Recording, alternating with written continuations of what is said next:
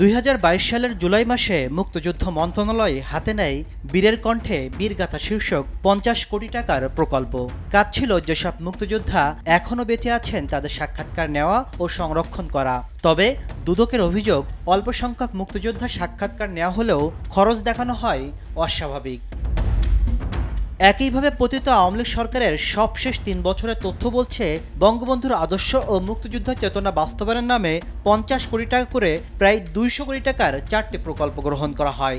শুধু সভা, seminar, school college পরিদর্শন, টিভিসি, চলচ্চিত্র নির্মাণ, পত্রিকা টেলিভিশনের বিজ্ঞাপন বাবদ ব্যয় করা হয় এসব টাকা। তবে তথ্য বলছে, নামকাওয়াস্তে এসব প্রকল্প বাস্তবায়ন দেখিয়ে অর্থ আত্মসাৎ করেছেন সংশ্লিষ্টরা, যা নিয়ে বেশ জোরে সোরে অনুসন্ধান চালাচ্ছে দুদক।